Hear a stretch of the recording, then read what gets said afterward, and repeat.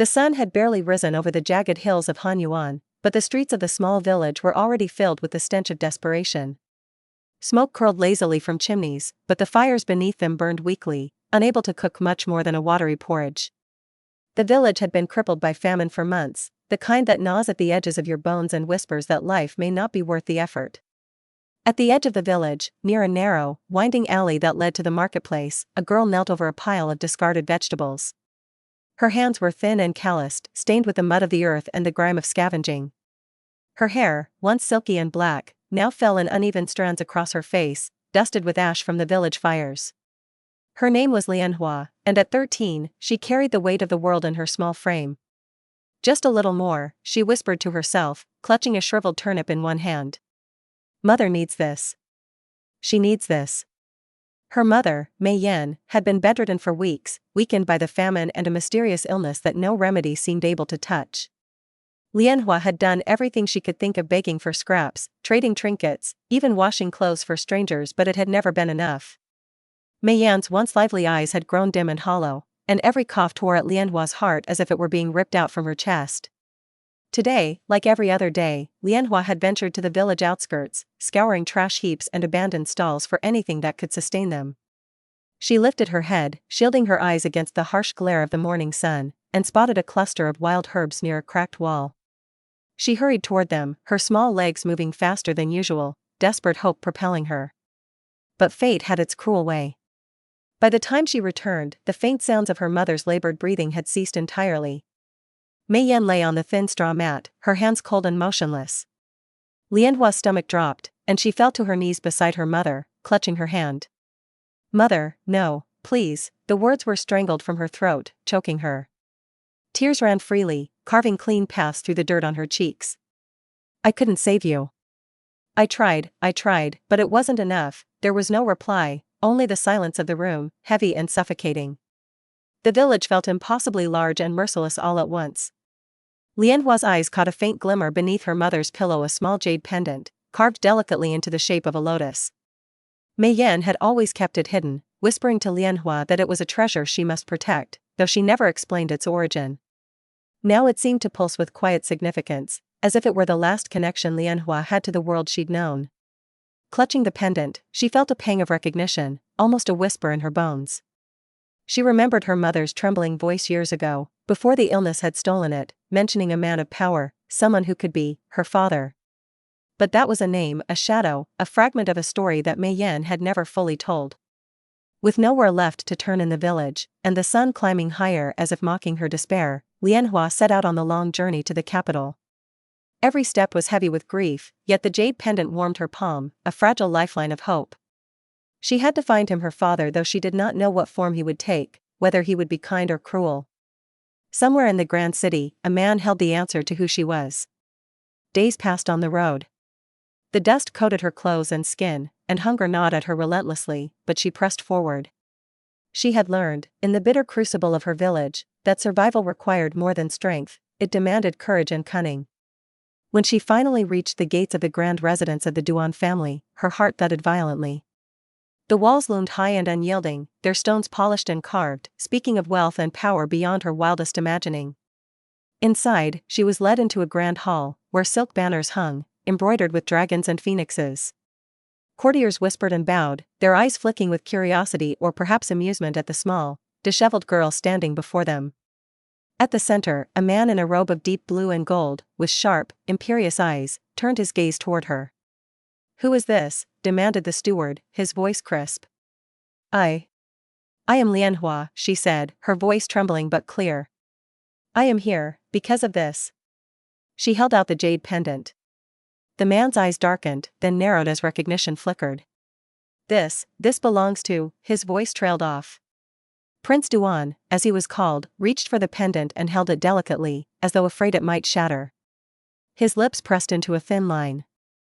"Yes," he finally said, turning his sharp gaze on the girl. "You are my daughter." "Illegitimate, yes, born of a woman who wronged me." Lianhua's stomach lurched. She had not expected warmth, not hope, not acceptance. She had expected suspicion, perhaps cruelty, but not this cold, slicing truth. Prince Duan's legitimate wife, Lady Wen, and their daughter, Minya, appeared at the doorway, eyes narrowed. So this is the child? Lady Wen's voice dripped with disdain. The one father cannot claim as his own. How pitiful. Minya laughed, a sharp, cruel sound. Do you even know who your father is? Or are you just a beggar playing at royalty? Lianhua's heart thudded painfully. She had dreamed of belonging, of being claimed, of having a place in the world, but this was not it. Not yet. Prince Duan's expression hardened as he addressed her. You will leave this house, he said without a trace of hesitation. You are not welcome here. Your mother's deeds are your burden, not mine. Tears burned her eyes, but Lianhua did not cry. She nodded once, tight-lipped, her small body trembling with both fear and fury. She turned and walked out, clutching the jade pendant to her chest, feeling the cold wind of rejection slice through her. Outside, the city loomed, bright and bustling, full of people who lived without knowing the hunger, without knowing the despair of a child who had just lost her only family. Lianhua pressed on, knowing instinctively that her journey had only just begun. Somewhere in the grand expanse of the palace and streets, her story had not yet ended. She would survive. She would find her place. And she would carry her mother's memory, her grief, and her courage like a flame, lighting the way forward. As the gates closed behind her, Lianhua did not look back. The jade pendant was heavy against her chest, but it was a reminder that even in the darkest grief, fragments of hope could survive and that hope would guide her through the storm. The streets outside the Duan estate had never felt so harsh as they did that day. Lianhua wandered through the bustling market, her stomach hollow, her body aching from hunger and cold. People passed by in fine robes and silk shoes, their faces smooth and untarnished by grief, their hands full of treasures she could only dream of. Every sight and sound seemed to emphasize her own emptiness. She had no home, no family, and no place in the world that would take her in. She stumbled past a grand carriage, its lacquered wood glinting in the sunlight, drawn by black stallions whose hooves struck the stone streets with a thundering authority. The carriage drew her attention, but it was not wealth that caught her eye, it was the figure standing beside it. A man, tall and imposing, with a calm but commanding presence, watched her with a curious intensity. His robes were embroidered with silver dragons, his posture perfect, his eyes sharp yet not unkind. This was Xiao Jingyan, the regent of the empire, a man renowned for his wisdom and ruthlessness in equal measure. The regent's gaze lingered on Lianhua longer than one would expect for a beggar girl. Something about the way she carried herself, even in disheveled rags, struck him. Her eyes, wide and unwavering despite her obvious despair, shone with an unusual light, a mix of fear, sorrow, and fierce determination. Most children in her state would have cowered, begged, or collapsed entirely. Not her. Child, he said softly, stepping forward. His voice was a low rumble, steady and commanding. What is your name? Lianhua froze. She had never been addressed so calmly, so kindly, by someone of such power. Most adults either ignored her or treated her with pity. But there was authority in his tone that was not cruel, and somehow that gave her the courage to speak. Lianhua, she whispered, clutching the jade pendant beneath her tattered cloak. I have no home. I have nowhere to go. The regent studied her for a long moment. There was a sharpness in his eyes, an evaluation that seemed to pierce through the layers of dirt and rags to the girl beneath. Then, without a word, he lifted a hand. Come with me. Lianhua blinked. And me? But come, he repeated firmly, though not unkindly. There is work to be done, and perhaps, a place for you. And just like that, her life began to change. The journey to the palace was overwhelming. Lianhua clung to the jade pendant, her heart racing at the sheer scale and opulence of the place.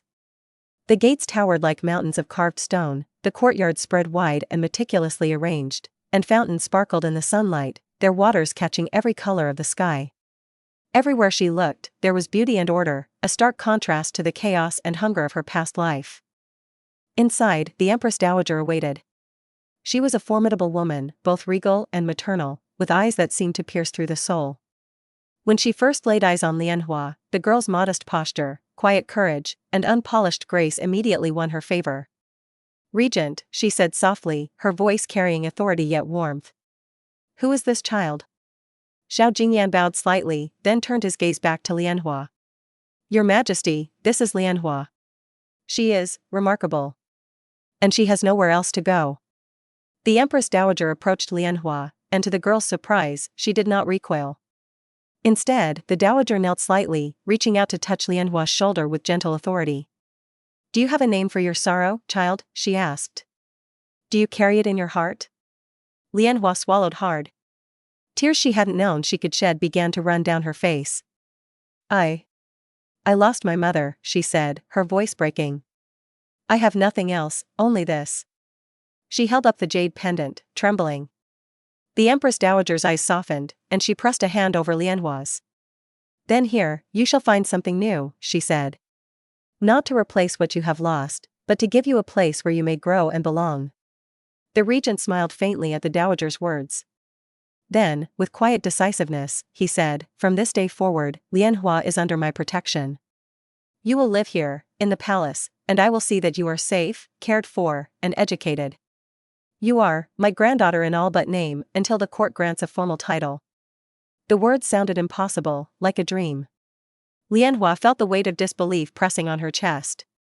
Could a girl like her ragged, hungry, rejected truly belong here? Could she really be accepted into a life so far removed from the one she had known? Yet, as she looked into the regent's eyes, she saw something genuine, something that mirrored the small spark of hope she had clutched on the journey here. Her days at the palace began slowly. The servants brought her new clothes, soft and warm, and the cooks prepared nourishing meals that made her stomach ache from unfamiliar fullness. She wandered the palace gardens, breathing in the scent of blooming jasmine and sweet tea blossoms, marveling at the koi in the ponds and the sheer quiet beauty of the stone courtyards. Yet, even amid the comfort, Lianhua remained careful.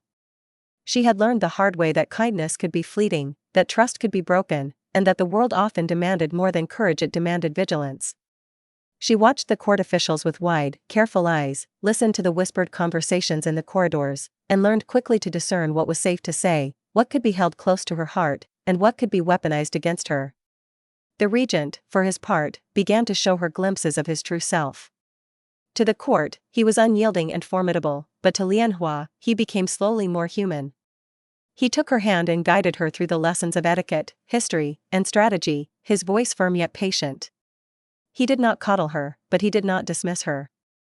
When she faltered, he corrected without cruelty. When she succeeded, he allowed a rare smile to touch his face. "You are stronger than you know," he told her one evening, as they walked beneath the lantern-lit courtyard. "You will need that strength here. There are those who will seek to test you, to challenge you, but I see in you a spark that may withstand even the greatest trials." Lianhua felt a swell of gratitude and cautious pride. For the first time, someone had not only recognized her suffering, but also believed in her potential. She clutched the jade pendant once more, feeling it pulse like a heartbeat, a tether to her past even as she stepped firmly into a new life. The Empress Dowager, too, grew fond of her. She often asked Lianhua to accompany her to the imperial gardens, to listen to music, and even to paint alongside the court artists. Lianhua discovered a small, private joy in creating, a way to express her grief, her hope, and her longing in strokes of color and line. And in those moments, she felt something she had never felt before, a tentative sense of belonging, of being valued not for what she had lost, but for who she was. By the end of her first month, the palace had begun to feel like home, not the home she had dreamed of, but one that was slowly, carefully, offering her acceptance. She had not forgotten her mother, nor the harshness of the world she had endured, but for the first time, Lianhua allowed herself to hope.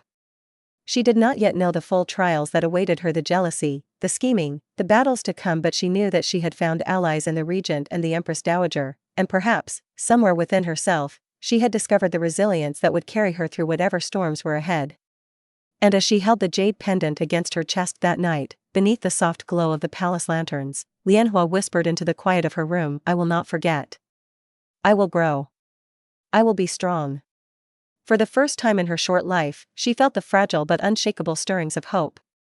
The palace was quieter than usual that morning. Lianhua wandered through the imperial gardens, the dew on the jasmine leaves brushing her fingertips as she let her mind wander. The regent had granted her a rare moment of leisure, and she seized it, though her thoughts were never far from the palace corridors where whispers of fear, sorrow, and intrigue always lingered. She paused near a koi pond, watching the fish swirl lazily beneath the reflection of the morning sun. A small smile tugged at her lips. She had never imagined she could find beauty in a life so abruptly snatched from despair. And yet, as she traced the ripples in the water, a strange feeling pricked at her chest, a sense that the world, while splendid, still held shadows that no grandeur could fully dispel. The shadows made themselves known sooner than she expected. In a quiet courtyard near the eastern wing of the palace, Lianhua heard the faintest sound of weeping. At first, she thought it might be the wind, rustling the cherry blossoms, but the sound was too human, too deliberate. She followed it, her bare feet silent against the smooth stone, until she came upon a figure sitting on the steps beneath an arched doorway. The man was tall, clad in simple robes, his head bowed, shoulders trembling. Even at a distance, she could see the faint gleam of tears, the tightness in his chest as he gasped for breath. Something about him pulled at her heart, a strange, magnetic sorrow. She stepped closer. "Sir," she called softly. Are you all right?" The man looked up, and Lianhua froze. His eyes, though clouded and dim, shone with a kind of quiet storm. She realized, with a shiver, that he was blind. The famous ninth prince, Xiao Mingqing, renowned across the empire for his courage in battle, his strategic genius, and now, tragically, for the accident that had stolen his sight. Rumors of his despair had circulated even among the palace staff, but no one dared approach him. I cannot bear it anymore," he muttered, his voice raw with anguish. "I am useless. A cripple. Nothing I do matters. I am a burden to my family, to the empire." Something inside Lianhua surged. She had seen grief before, yes, but this was different. This was a man who had carried honor, who had given everything, now convinced that his value was gone. She stepped closer, despite the pounding of her heart. "You're not useless," she said firmly. "You are a hero. You've saved countless lives, defended this empire, and yet, you want to give it all up?" The ninth prince flinched at her words, as though startled by their truth. "Child, you do not understand." "I understand grief," Lianhua said softly, her hands tightening around the strap of her small satchel. "I understand loss. I lost my mother, and I thought the world was done with me. But it wasn't. And you are not done either."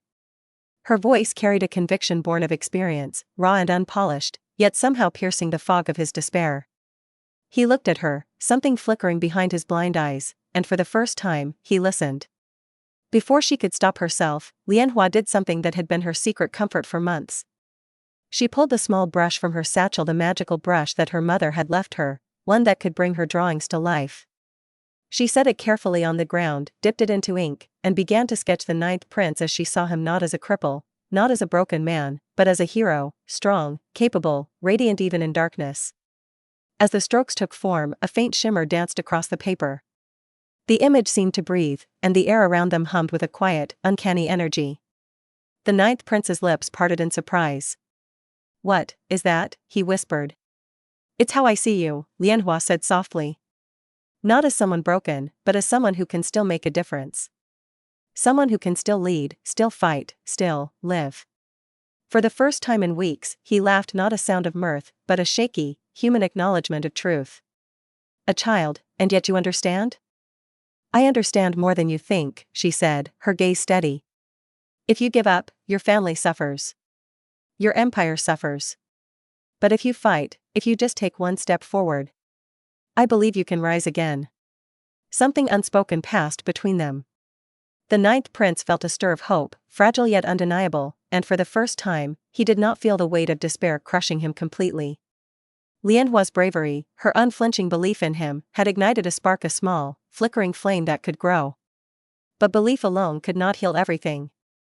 As they spoke, Lianhua noticed the faint sheen of blood on his robes. His hands had grazed the sharp edge of a ceremonial blade in his despair. Without hesitation, she knelt, pressing a clean cloth to the wound, her fingers steady despite the pounding of her heart. Pain and fear brushed against her own body as the ninth prince winced, but she did not falter.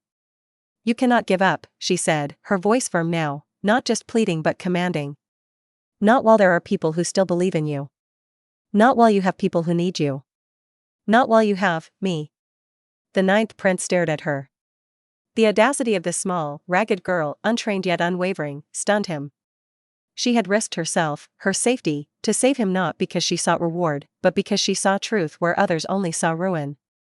That day, the ninth prince Xiao Mingqing began to feel the first threads of hope in months. He would still face despair, still struggle against his blindness, but Lianhua had shown him something vital, that courage and belief could exist even in the smallest hearts, and that heroism was not always measured by the eye, but by the spirit. As she left the courtyard later, wiping ink and blood from her hands, Lianhua felt a swell of both pride and exhaustion. She knew she had done more than comfort a grieving prince, she had challenged despair itself. And for the first time, she realized that the world might need her in ways she had never imagined. The magical brush, tucked safely back in her satchel, hummed softly with residual energy. Lianhua smiled faintly. Perhaps this was just the beginning. Perhaps she could truly be a little lucky star, shining light where darkness threatened to consume even the bravest souls. And somewhere deep in the palace, the ninth prince, blind and wounded, held the image she had drawn. His heart felt lighter than it had in months. A seed of determination had been planted and he would not let it die. The northern winds of Hanyuan were sharp and unrelenting, carrying with them the scent of snow and steel. The borders had always been a line of tension, but rumors of a large-scale incursion had reached the palace just days after Lianhua's encounter with the ninth prince. Soldiers hurried through the courtyards, banners snapping in the wind, the air thick with the metallic tang of urgency. Inside the palace, the ninth prince, Xiao Mingqing, prepared to leave for the front lines. Though his eyes had been blind for months, his mind was sharp as ever, every detail of strategy rehearsed countless times. Yet beneath his calm exterior lay a still tender heart, haunted by doubt. Lianhua approached him in the early morning light, the magical brush tucked safely in her satchel. She had spent every night since their meeting thinking about how she could help. The ninth prince had been a hero before tragedy struck, and now he faced not just a battlefield, but his own fears. Prince Mingqing, she said softly, bowing slightly. I have something that may help you. He turned his face toward her voice. And what is that, child? His tone was calm but guarded, the faintest trace of skepticism in his words. Lianhua opened her satchel, revealing the brush. This can bring drawings to life. I can draw what you need, and it will appear or at least guide us. I believe it could be the answer to the problem with the herbs your army needs for the northern expedition. The ninth prince's brow furrowed. You propose to use magic to solve a military crisis? She met his gaze steadily. Not magic, exactly. It's a tool. I can help, and I will not fail you. After a long pause, he nodded. He had learned to trust her instincts, even if the method seemed unconventional. Very well, he said. Show me what you can do. The mission was urgent. The army required the rare medicinal herb Hiko, known to restore strength and vitality to soldiers weakened by illness, frostbite, and exhaustion. Without it, the northern forces would falter before the enemy even appeared. But the herb was incredibly rare, and the supply chains had been disrupted by harsh weather and hostile territory. Lianhua set to work in the palace courtyard, carefully sketching the herb on parchment. With each delicate stroke, she envisioned the plant in its natural habitat, imagining the hidden valleys and sunlit clearings where it thrived. When the drawing was complete, she felt the familiar hum of the brush, a vibration that spoke of life waiting to manifest. The next moment, in a soft shimmer of green, the herb appeared before them. It was perfect, leaves glistening with dew, stems sturdy and vibrant. The ninth prince's lips parted in astonishment. It is real? Yes, Lianhua said, eyes bright with determination. And if we take these to the northern army, the soldiers will recover. You will recover. You can see again, and you can lead. He took the herbs in his hands, closing them gently as if they were fragile relics. Your skill, your courage, it is remarkable, he murmured. I will not forget this. The army's journey north was arduous. The snow was knee-deep, and the wind cut through layers of armor and cloth like knives. Soldiers stumbled and moaned, their faces pale with exhaustion and illness. Yet when the ninth prince administered the Hiko, guided by Lianhua's instructions and the miraculous herbs, the soldiers' strength returned almost overnight. Men who had been on the brink of collapse stood tall, their eyes alight with renewed resolve. The ninth prince, still blind, relied on Lianhua's guidance. She had mapped out the terrain, instructed him on the movements of the enemy, and drawn temporary maps with the magical brush that allowed him to see through touch and memory. Every night, she stayed by his side, brushing the edge of his sleeve to ensure he rested, quietly whispering encouragement when fear threatened to take hold. Lianhua, he said one night, his voice unusually soft, I did not believe anyone could restore hope to me so quickly. Not after everything I lost. And yet, you have. She smiled faintly, her hands sore from work but her heart full. You gave me hope first, she replied. You reminded me that even the strongest people can falter and that even the smallest hearts can hold courage. We saved the soldiers together. You gave them reason to fight, and I helped. By the time the army reached the front lines, the enemy was unprepared for the force that awaited them.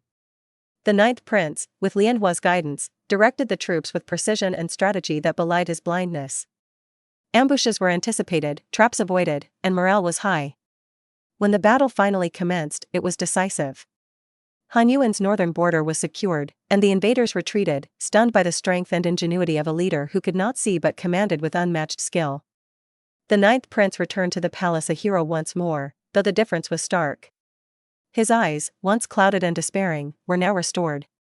The Zion Hiko, combined with Lianhua's careful drawing and intuition, had worked its miracle. He could see again the snow, the soldiers, the banners, but more importantly, he could see hope, resilience, and the unexpected power of a child's heart. When they returned, the regent and the empress dowager were waiting. The ninth prince, standing tall and proud, knelt before Lianhua, his eyes shimmering with gratitude and respect. It is because of you, he said, voice steady, that I stand again. That we stand victorious. Your courage, your belief, your skill, you are no ordinary child. You are a star that guides even the lost. Lianhua's chest swelled with emotion. She had always feared being powerless, being small in a world that demanded strength, cunning, and survival. Yet here she was, having touched not just a prince, but an entire army, having influenced the course of a battle with her own hands. And for the first time, she felt something she had rarely known, the quiet, unshakable power of being needed and of making a difference. That night, under the soft glow of lanterns in the palace courtyard, she pressed the jade pendant to her chest and whispered to the wind, remembering her mother. We did it, mother, she murmured. I kept my promise. I will make a difference. I will not be small. I will not be afraid. And somewhere, in the stillness, the palace seemed to hum with the quiet magic of courage and hope, the magic of a little girl who had become more than anyone could have expected. The palace shimmered that evening under a canopy of lanterns. Red silk banners swayed in the gentle night breeze, their intricate patterns catching the flickering light of hundreds of candles. The Empress Dowager had called a banquet to celebrate the ninth prince's triumphant return from the northern front, and the atmosphere was a delicate balance of triumph and tension. Courtiers whispered behind fans, servants scurried with trays of delicacies, and music floated through the air, light yet triumphant. Lianhua, dressed in soft silks carefully chosen by the regent, felt a thrill of nervous anticipation as she entered the hall. Her hands clutched the jade pendant beneath her robes. It had survived countless trials, and though small, it was a talisman of everything she had endured: the famine, the loss of her mother, her journey, and her first victories. Tonight, however, she knew she would face a different kind of trial, the cruel whims of those who resented her rise. Lady Minya, Prince Duan's legitimate daughter, had been invited to the banquet as well, her expression carefully painted with polite indifference. But her eyes betrayed her true feelings: sharp, jealous, and filled with disdain. Minya had watched from afar as Lianhua, now formally known as Princess Taiping by courtesy, had earned the admiration of the regent, the Empress Dowager, and even the ninth prince himself. Tonight, she intended to remind everyone, and Lianhua most of all, of the social hierarchy she believed untouchable. The first incident occurred during the opening dance, a performance arranged to entertain the returning warriors. Lianhua, though untrained in court dances, moved carefully, guided by the gentle instruction of palace attendants. Her eyes were fixed on her steps, her heart pounding not from fear, but from the desire to honor the Empress Dowager and the regent. Minya, watching with a cruel smile, had been plotting all evening. She approached during a brief pause, and with a flick of her wrist, she struck the pendant from Lianhua's neck. The jade fell to the polished floor, cracking against the stone with a sharp, heart-stopping sound. No! Lianhua gasped, kneeling to pick it up. Her hands shook, but she pressed the broken pieces together, unwilling to let them separate entirely. The room went silent, all eyes drawn to the confrontation. Lady Minya's smile widened as she whispered venomously, "Careful, little star. Even your treasures can break. Perhaps you do not belong here at all." Before Lianhua could reply, Prince Duan himself stepped forward, his face dark with irritation. "Princess Taiping," he said, his voice formal but carrying a sharp edge, "kneel and apologize to Lady Minya for disturbing her evening." shock coursed through Lianhua. Her heart sank at the injustice, the coldness in the voice of the man who was her biological father yet had never truly accepted her. She looked to the regent, hoping for intervention, but he remained silent, observing, his expression unreadable. With trembling hands, she knelt, holding the broken pendant against her chest. I apologize, Lady Minya, she said softly. Her voice carried no malice, only quiet dignity, and a courage that belied her small frame. The room's tension thickened, and then, like a sudden gust of wind, authority arrived. The doors swung open, and the Empress Dowager entered, her presence commanding immediate attention. Behind her followed the regent and, finally, the ninth prince. The hall seemed to shift in the balance of power, as if the walls themselves leaned forward to witness the moment. Enough, the Empress Dowager said, her voice steady and carrying an unyielding weight. She approached Lianhua and laid a gentle hand on her shoulder. Princess Taiping, rise. You owe no apology where none is due. The ninth prince stepped forward as well, his blind eyes fixed on Lianhua with a newfound admiration. You saved my sight, he said, voice resonant. You saved our soldiers. You saved hope itself. And yet you kneel to those who scorn you? The regent's eyes glinted. A true measure of strength is not obedience to cruelty, but standing firm against it. Today, you stand not only as a child of the palace, but as someone whose actions have shaped the course of the empire. Lady Minya's face paled, and the courtiers shifted uneasily. The banquet, once poised for elegance and decorum, now crackled with tension. Lianhua, heart pounding, slowly stood. Her small frame felt stronger than ever. She held the broken jade pendant before her, a symbol not just of loss, but of endurance. The Empress Dowager spoke again, her voice ringing with authority that no courtier dared to challenge. By your virtue, your courage, and your service to the realm, this child shall no longer be known merely as Lianhua. She is Princess Taiping, rightful granddaughter of this palace, protector of hope and virtue. Let no one forget this. For the first time, Lianhua felt the full weight of acknowledgement. She had been accepted, not for her birthright alone, but for her deeds, her heart, and her unwavering courage. Tears welled in her eyes, not of sorrow, but of relief and pride. Prince Duan's face twitched with an emotion he had rarely shown, unease.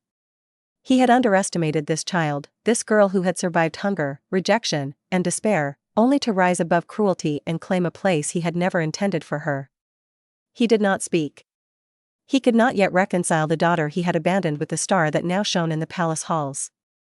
Lady Minya, defeated and humiliated before the gathered court, fled from the hall, her plans thwarted, her jealousy exposed. The courtiers murmured among themselves, some in admiration of Princess Taiping's courage, others in disbelief at the upset of the established order. Lianhua stood, hands pressed lightly over her heart, eyes shining with quiet resolve. She had survived famine, grief, rejection, and cruelty, but she had also discovered something far more valuable, the power to stand firm, to act with compassion, and to be recognized for her true self. That night, in her quiet chamber, she pressed the jade pendant against her chest once more. Though it was cracked, it felt whole in a way it never had before. She whispered into the night, remembering her mother, I am strong. I am worthy. I will protect hope, and I will never forget who I am. Outside her window, the palace gardens glimmered under the moonlight. Lanterns swayed, shadows danced, and somewhere in the stillness, the world seemed to acknowledge a new star, one who had endured, survived, and now shone with a courage and light that would guide many hearts to come. Princess Taiping had arrived. The southern provinces of Hanyuan were shrouded in mist and misery. A strange sickness had spread through the towns and villages, leaving once bustling streets eerily silent. Smoke from hastily built funeral pyres drifted over the rooftops, carrying the stench of despair. Families huddled together in fear, children cried in the empty streets, and whispers of the mysterious plague reached the imperial palace like a shadow of doom. Inside the palace, the Empress Dowager sat in solemn thought, her brow furrowed. Reports from the south were dire. Thousands affected, Your Majesty, the chief physician reported. If a cure is not found soon, the provinces may collapse entirely. Prince Duan, ever the opportunist, leaned forward, his fingers tapping against the polished surface of the table. This is an opportunity, he said smoothly. I propose a wager with the regent. Whoever produces a cure first gains authority over the southern provinces. Let us see who is more capable, more resourceful. Xiao Jingyan, the regent, studied him with quiet suspicion. And the lives lost in the meantime? He asked, voice even but edged with steel. Prince Duan waved his hand dismissively. Collateral, he said. Or are you too sentimental to act decisively? The regent's gaze shifted, and for a brief moment, Lianhua saw the fury coiled behind his calm exterior. He did not respond aloud, but he knew the clock was ticking. The plague showed no mercy, and the lives of thousands rested on swift action. Lianhua, having overheard the discussion, felt her heart tighten. She could not allow innocent people to suffer while politics played out like a game of chess. I can help, she said quietly, approaching the regent. His eyes softened when he looked at her. You? He asked. The child? I've learned much since coming here, she said earnestly. I know people, herbs, and how to persuade those who refuse to help. I can try to find the miracle Dr. Xianqing. They say he possesses knowledge beyond any court physician, but he hates royalty. If anyone can convince him to act, it's me. The regent studied her for a long moment, seeing the determination in her eyes. He knew it was reckless, sending a child into the path of someone as temperamental and proud as Xianqing, but he also recognized her courage. Finally, he nodded. Very well, Princess Taiping. You will go. But you must take precautions, this plague is unlike any other. Lianhua bowed sharply. I will not fail, Your Excellency. The journey to Xuanqing's hermitage was treacherous.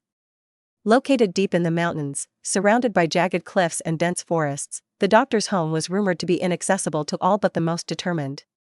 Lianhua trekked for hours, her clothes damp with mist, her hands scraped from thorned branches, but she pressed on. Each step reminded her of her mother, of her promise to protect life, and of her growing purpose beyond the palace walls. Finally, she arrived at the doctor's door, a heavy, carved wooden structure, almost hidden by ivy. She knocked softly. Dr. Xianqing, she called. I come with a plea on behalf of the people. The door creaked open, revealing a tall man with sharp, calculating eyes. His hair was streaked with silver, and his expression was hard, almost feral in its intensity. Why should I help the court? He demanded, voice like stone. I despise royalty. They betrayed me once, and they will betray again. Lianhua bowed deeply, unwavering. I do not represent the court. I represent the sick, the dying, and those too small to fight for themselves. Please, will you help them? Xuanqing's gaze flicked to her, narrowing. Child, how can a royal palace orphan convince me to risk my life for them? I bring this, she said, holding out a carefully folded letter, yellowed with age. She had discovered it in the palace archives during her studies, a treasured family letter Xianqing had once written, lost for decades. This is what you sought to protect, the letter that reminds you why you once cared. I restored it. Please, let it remind you of the man you once were. The healer you once were.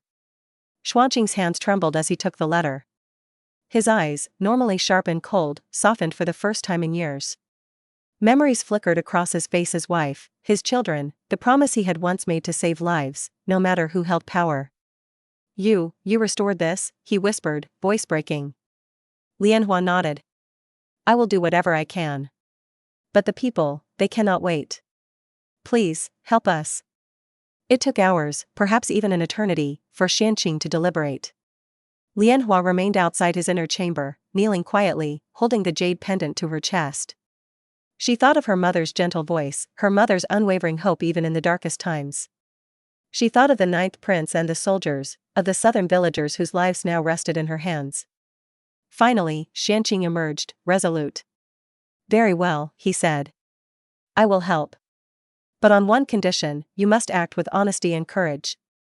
The court has tried to deceive me once, I will not allow it again. Together, they worked tirelessly.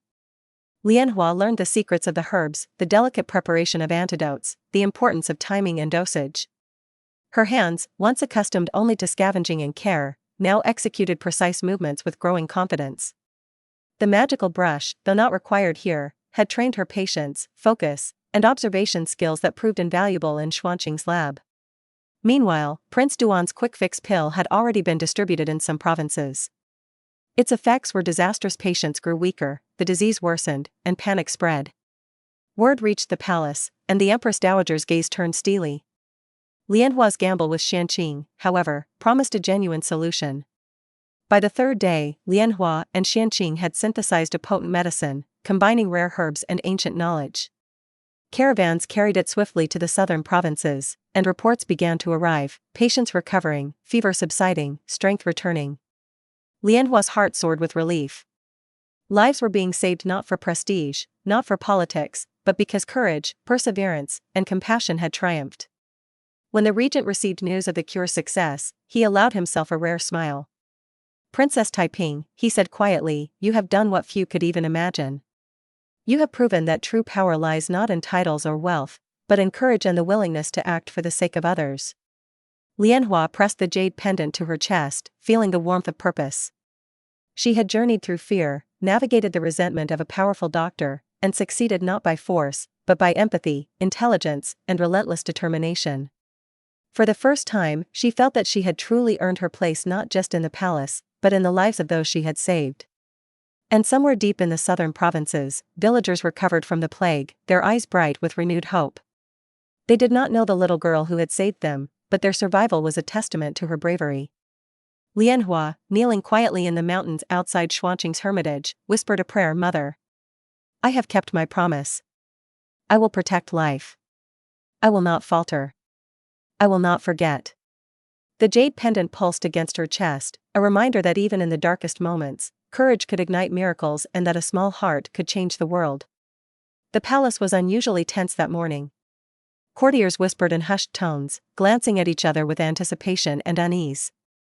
News of the southern plague had reached every corner of Hanyuan, and the success of Princess Taiping's mission to secure the cure had already stirred admiration and envy. But it was the forthcoming public medical trial that held everyone's attention, for it promised to reveal not only the efficacy of the remedies but the true character of those involved. At the head of the grand hall, a long table was set with rare herbs, powders, and instruments.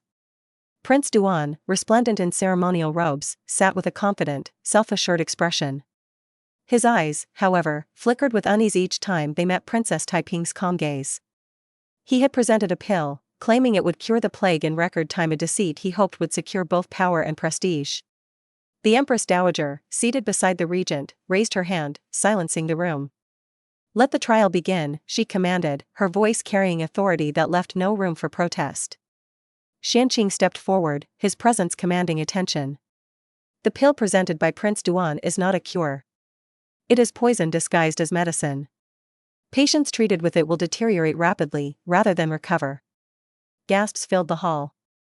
Prince Duan's mask of composure faltered, but he quickly recovered, laughing lightly. "False accusations," he said smoothly. "These are desperate measures by those who cannot accept a swift solution. Witnesses will prove the efficacy of my remedy." Princess Taiping, standing quietly beside Xianqing, felt the familiar surge of determination. This moment was not merely about politics, it was about justice, about truth, and about protecting the lives of countless innocents. She stepped forward, her voice steady and clear. "Your Majesty, the people have already suffered because of this pill. The children and the elderly, the sick in the villages, they were harmed. This is not merely incompetence, it is intentional harm disguised as cure." The regent's gaze softened slightly as he observed her, recognizing the clarity and authority in her tone. Xianqing presented evidence, patients' reports, symptoms, and laboratory tests demonstrating the pill's poisonous effects. Courtiers murmured, many leaning forward in disbelief. The room grew colder as attention turned to Prince Duan. His lips pressed into a thin line, and for the first time, doubt flickered in his eyes. A servant stepped forward, trembling, compelled by the weight of truth. "Your Highness. I must confess," she stammered. "It was Lady Wen who spiked the medication years ago, framing Mistress Mei Yan for her deception." Prince Duan was misled. The hall erupted in murmurs. Lady Wen's face drained of color, her hands trembling, while Prince Duan's expression shifted from shock to horror. "No, it cannot be," he whispered, voice breaking. All these years, Princess Taiping stepped forward, the jade pendant pressed to her chest. "Father," she said, her voice steady, "you wronged my mother. You wronged me. And yet, here you are, seeking redemption after everything has passed. It is too late for apologies. My father, the one who raised me, taught me courage, compassion, and wisdom. That is my true family." Prince Duan's hands shook, and for a moment he seemed like a man broken by the weight of his own mistakes. "Lianhua. Taiping, his voice was soft, regretful, filled with an ache that could not erase the past. I was blind to truth. I will not accept your remorse, Lianhua said firmly, cutting him off.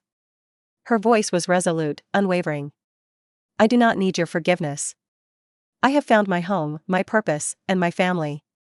They are the regent, the Empress Dowager, the ninth prince, and my master, Dr. Xianqing. They are the ones who shaped me, who guided me, who believed in me when no one else would. Prince Duan sank into his seat, defeated, his authority crumbling under the weight of revelation. Lady Wen's deceit was exposed, her schemes laid bare before the court. Justice, long delayed, had arrived not through force or fear, but through courage, intelligence, and unshakable moral clarity. The Empress Dowager's gaze fell on Princess Taiping, her eyes softening with pride. You have acted with virtue beyond your years, she said. You have upheld the truth, protected life, and proven yourself worthy of your title. Let this be a lesson to all: true nobility is measured not by birth, but by character and deeds. Xianqing, standing beside her, nodded. And let it be known that wisdom and courage are not confined to those of high rank.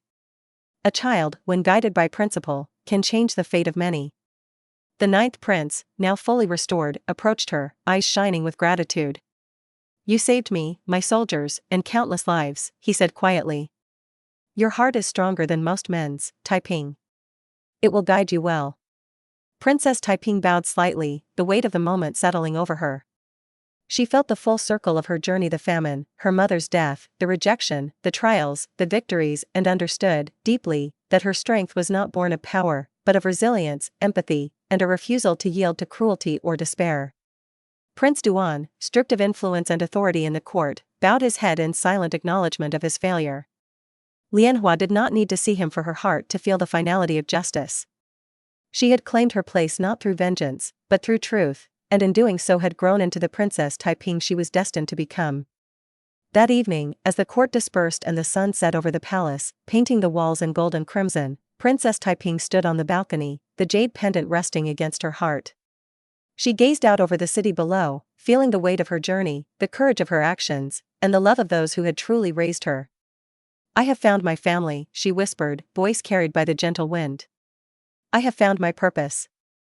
And I will protect it with all that I am. The city lights twinkled below like stars, and somewhere deep within her chest, a warmth grew, a certainty that no matter the trials ahead, she would face them not as an orphan, but as a princess, a healer, and a beacon of hope. The smell of herbs, mingled with the faint tang of metal instruments and the warmth of boiling decoctions, filled the small clinic tucked into the edge of the city. Here, Lianhua felt a different kind of purpose, one not bound by palace intrigue or royal decree, but by human need, compassion, and knowledge. The Heartwarming clinic, once known only to locals as a charitable outpost, had become her second home, and Dr. Xianqing, her mentor, was the first person to truly recognize her potential beyond her title. Lianhua's hands moved deftly as she measured powdered herbs, ground roots, and carefully stirred delicate decoctions. Each motion had precision, honed not just from training but from a life where observation and patience had been survival. She paused occasionally to check on patients: an elderly man whose fever had persisted for days, a young girl whose eyes were wide with fear, a mother cradling a coughing infant. Each touch, each word, carried care and reassurance, and in their eyes, she began to see the quiet gratitude that was different from the applause of the court. Dr. Xianqing watched her from across the room, leaning on his cane as he inspected a tincture. Your hands are steady, he said, voice soft but carrying the weight of years. Most apprentices tremble with the fear of making mistakes. You approach every task as though lives depend on it. That is the mark of a healer. Lianhua bowed her head slightly, a blush creeping to her cheeks. I want to do it right. I want to help. You do more than help, Xianqing replied. You see. Most people treat symptoms. You treat people. That is why the patients respond to you. It was in this quiet rhythm of work and learning that life at the Heartwarming clinic unfolded, until a familiar face disrupted the fragile equilibrium: Lady Wanling, the daughter of Prince Duan and Lianhua's former rival at the palace. Wanling had come under the guise of studying medicine, but her expression and subtle gestures revealed jealousy and curiosity rather than genuine intent. Ah, Princess Taiping, she said, her voice sweet but sharp, so this is the humble clinic where the famed healer works. How quaint. Lianhua met her gaze evenly, recognizing the thinly veiled condescension. Welcome, Lady Wanling. The clinic is open to those who seek knowledge and wish to serve others. I hope you will treat it with respect. Wanling's smile tightened. Of course, she said, though her eyes glimmered with mischief. For weeks, she lingered, observing Lianhua, attempting to mimic her movements, but failing in patience and precision. She grew frustrated, her envy deepening with each successful patient interaction. The turning point came one afternoon. A young boy was brought in with a severe respiratory infection. Lianhua had just prepared the decoction when she realized that the herbs had been tampered with, subtle but dangerous. The child's condition worsened, and Lianhua's heart sank. Her training and observation skills, honed over months, allowed her to detect an unusual scent, ambergris, a clue no ordinary person would notice. Dr. Xianqing, she called, voice steady despite the panic. I think someone interfered with the medicine. Xianqing approached, sniffed the herbs, and his eyes narrowed. Indeed. A deliberate act. This is no accident. Someone sought to endanger the patient. Through careful investigation, Lianhua discovered that Wanling had secretly switched the herbs, attempting to frame her and ruin her reputation. The truth, however, was revealed through meticulous evidence: the ambergris scent on the substituted herbs, combined with witnesses from the pharmacy and the subtle missteps Wanling had made in handling the materials. Confronted, Wanling faltered. Her plan exposed, she attempted to protest, but the evidence was irrefutable. Dr. Xianqing, stern and unwavering, addressed the issue. The Huimin Clinic is a place of learning and healing, not deception. Those who endanger lives under the guise of study have no place here. Wanling was expelled, her aristocratic privileges unable to shield her from accountability. For Lianhua, it was a quiet victory, not of vengeance, but of justice, integrity, and the affirmation that skill and compassion mattered more than lineage or ambition. That evening, as the sun set over the small courtyard, Lianhua sat beside Xianqing, cleaning and sorting herbs with meticulous care. Thank you, she said softly. For trusting me, for letting me learn, even when the stakes were high. Xuanqing's expression softened. You do not need thanks. You have grown, Princess Taiping. Not because of your title, but because you choose to act rightly, even when it is difficult. That is a lesson no degree or birthright can teach. Lianhua pressed the jade pendant against her chest, thinking of her journey: the famine, the palace, the plague, the battles, and the trials that had brought her here. She realized that her true power did not lie in magic, title, or influence, but in her ability to observe, to act with compassion, and to stand firm in the face of injustice. As the lanterns flickered and the night deepened, the clinic seemed to hum with quiet life. Patients slept peacefully in their beds, and for the first time, Lianhua felt the fullness of belonging, not in grandeur, but in purpose, in service, and in the lives she touched every day. Somewhere in the distance, beyond the walls of the clinic, the city slept, unaware that a small girl with a broken jade pendant had become a beacon of hope and integrity. Princess Taiping, once an orphan, now guided not only her own destiny, but the well-being of those who had no voice to protect themselves. And as she prepared for the next day's work, Lianhua whispered to herself, I will not falter. I will see clearly, even when others cannot. I will heal, I will protect, and I will never forget why I fight. The courtyard of the palace shimmered with the opulence of silk and gold, banners snapping in the breeze, lanterns swaying with soft light. Hanyuan was preparing for a momentous event: the arrival of the Crown Prince of Loulan, a neighboring kingdom with both diplomatic and strategic importance. The court was alive with anticipation, whispers of alliance and speculation of power trading between nobles filling every corridor. Princess Taiping, in a simple yet elegant robe of pale blue, moved quietly through the preparation halls. Though her title and accomplishments were recognized, she remained wary. Events like this were ripe for both celebration and danger. The Loulan prince had never visited Hanyuan, and every step of protocol, every arrangement of courtiers, could be a snare for those seeking to manipulate power. Lady Wanling, having been expelled from the Huimin Clinic but not entirely defeated in ambition, had spent weeks plotting her revenge. She whispered to her mother, Lady Wen, each plan more daring and cruel than the last. She will never see it coming, Wanling said, eyes gleaming. During the welcoming dance, the perfect moment. Just a few needles in her shoes, and she will be gone before anyone realizes. Lady Wen's face was pale but calculating. Do it. We have lost too much because of her. She cannot rise any further. Meanwhile, Princess Taiping's thoughts were elsewhere. Her time with Dr. Xianqing had taught her patience and observation, and she had noticed subtle irregularities in the palace preparations, the hurried whispers of servants, an unusual tightening of security around the dance floor. Something felt off, though she could not yet pinpoint it. The welcoming banquet began in grandeur.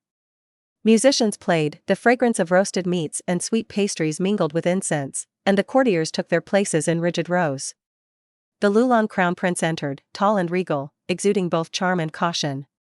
He observed the court with a careful eye, noting the balance of power, the expressions of the regent, the empress dowager, and even the ninth prince. Princess Taiping caught his attention as she moved gracefully to greet him.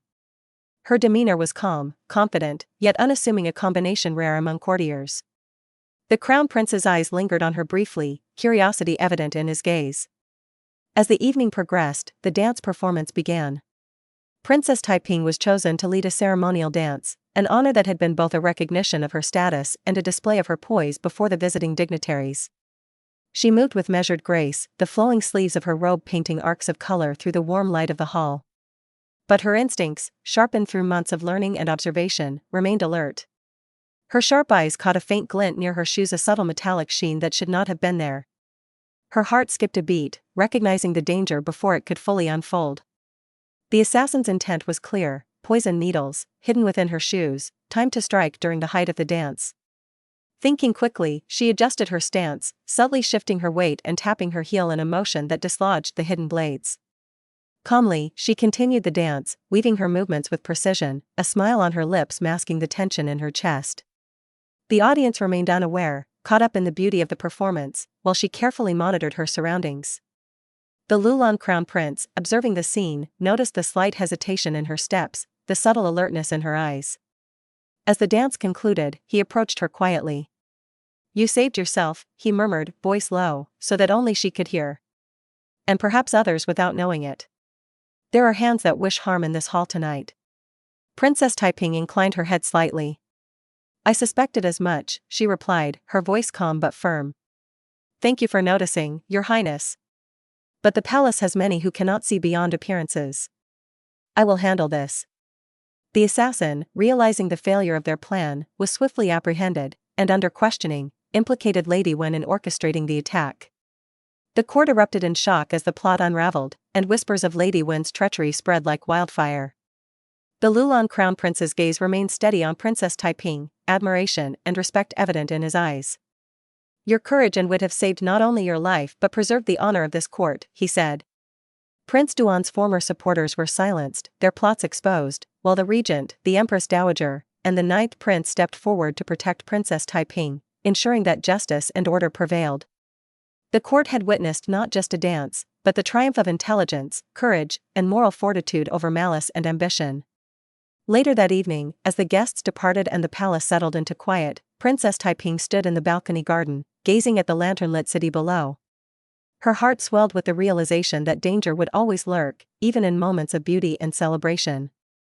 But she had survived, and not merely survived, she had acted with foresight, skill, and unwavering courage. She pressed the jade pendant to her chest, a reminder of every trial, every loss, and every lesson that had led her here. "I will not falter," she whispered. "I will protect those who cannot protect themselves. And I will never forget the strength I carry, nor the family who believes in me." The night was silent save for the soft rustle of leaves and the distant laughter of the departing guests. Yet for Princess Taiping, the quiet was alive with purpose. She had faced danger, outwitted malice, and solidified her place not merely as royalty, but as a guardian of truth, courage, and hope. In the shadows of the palace, Lady Wen and Wanling seethed with defeat, realizing that no scheme, no matter how clever, could overcome the light and vigilance of a heart unbroken, brave, and unwavering. Princess Taiping, once an orphan, now stood not just as a princess, but as a beacon, the little lucky star who could turn peril into triumph, fear into courage, and darkness into hope. The palace was hushed that morning, the usual bustle muted by the weight of anticipation.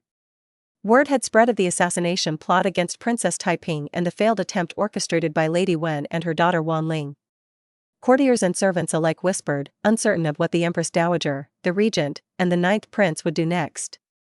The hall where justice was to be rendered had been cleared of all but those directly involved, its polished floors gleaming beneath the soft light of lanterns, and the tension was palpable. Princess Taiping stood near the center of the hall, her posture calm yet resolute. Her robe of pale blue, embroidered with silver threads, shimmered subtly, reflecting both the elegance of the palace and the quiet authority she had earned. She held the jade pendant in her hand, the symbol of the trials she had endured and the journey that had brought her here. Around her, her chosen family watched closely, the regent, steady and commanding, the empress dowager, her eyes softened by pride and concern, the ninth prince, alert and protective, and Dr. Xianqing, the mentor who had guided her hand and heart. Prince Duan, who had long been stripped of influence and authority, entered the hall, flanked by hesitant courtiers. His eyes sought hers, but not with malice, only with the quiet, aching weight of regret. Lianhua. Taiping, he began, his voice faltering, I have been blind. Blind to truth, to loyalty, to the pain my mistakes caused. Your mother, she was innocent. And yet I abandoned you, left you to suffer, when all I had to do was see.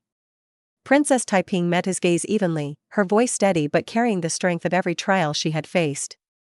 Father, she said, your remorse does not erase what was lost. You cannot undo the past, and I do not require your forgiveness. My true family is here, those who raised me, guided me, and believed in me when no one else would. The Empress Dowager's gaze swept across the room, firm and unyielding. Justice must be served, she said. Lady Wen, your deceit, your plotting, your attempt on the life of the princess and the court shall not go unpunished. Step forward. Lady Wen, pale and trembling, was brought to the center of the hall. Her daughter, Wan Ling, stood beside her, her face a mixture of fear, defiance, and wounded pride. The court watched in silence as evidence of their crimes was presented: the poisoned pills, the tampered herbs, the assassination plot, and testimony from the apprehended assassin. Each revelation struck like a hammer, breaking the facade of power they had clung to. Dr. Xianqing stepped forward, his voice carrying the weight of truth and skill. They acted with malice and intent, endangering countless lives. Their actions were deliberate, calculated, and cruel. The court has the evidence to convict them. The ninth prince, now fully restored and commanding in his presence, added his voice. Justice is not about vengeance. It is about protection, morality, and the safety of those who cannot protect themselves. They sought to harm an innocent, and they must face the consequences. The verdict was swift. Lady Wen and Wan Ling were stripped of their titles and privileges, condemned for their crimes, and sentenced to death. Their plots unraveled completely, leaving them powerless and exposed before the court. Prince Duan, though shaken, did not challenge the ruling. He had learned the gravity of deceit and the cost of failing to see the truth. As the hall quieted, all attention turned to Princess Taiping. The Empress Dowager's expression softened, her voice filled with warmth and approval. Lianhua, Princess Taiping, you have demonstrated courage, wisdom, and compassion beyond your years. You have protected lives, healed the sick, and upheld justice where others sought only power. You are a true daughter of this empire, a beacon of hope and virtue. The regent, placing a steady hand on her shoulder, nodded. And let it be known that your family is not determined by blood alone. You have chosen loyalty, love, and courage, and in doing so, you have created a family far stronger than any title could grant. The ninth prince stepped forward, his eyes bright with respect and gratitude. You saved me when I could not see, saved the army, and now you have saved the honor of the palace. Princess Taiping, you are truly remarkable. Dr. Xianqing, standing quietly, gave a rare smile. And you have learned well. Compassion, diligence, and vigilance, qualities that cannot be taught in books alone. You embody them fully. Princess Taiping's chest swelled with a mixture of relief, pride, and profound emotion. She looked around at the faces of her chosen family, the people who had guided, protected, and believed in her. For the first time, she felt completely rooted, her place in the world secure not by circumstance, but by courage, perseverance, and love. Prince Duan approached her one last time, his voice soft, filled with quiet regret. I am sorry, truly. I wish I could have been the father you deserved. Princess Taiping inclined her head politely but firmly. It is too late for that. But know this: you are not the one who raised me, guided me, or believed in me. My father, my family, they are here. She gestured toward the regent, the Empress Dowager, the ninth prince, and Dr. Xianqing. They are my family. They are my home. Outside the palace walls, the city basked in a rare calm. The plague had been eradicated, justice had been served, and hope had been restored. Princess Taiping, once a starving orphan, once rejected and scorned, now stood at the center of her own story, a story of resilience, courage, and unwavering moral clarity. That night, she stood in the balcony garden, holding the jade pendant against her heart. The wind carried a gentle warmth, and the lanterns below flickered like stars. She whispered softly, her voice both a promise and a celebration, "I have found my family. I have found my purpose. I will protect this world, those who cannot protect themselves, and the values that make life worth living. I am Princess Taiping, and I will never falter." For the first time, the journey that had begun in famine and sorrow reached its full circle. Lianhua, Princess Taiping, had not only survived, she had thrived. She had turned trials into triumph, darkness into light, and loss into a legacy of courage and hope. And within the palace, among her family and allies, the little girl who had once been orphaned finally knew she was home.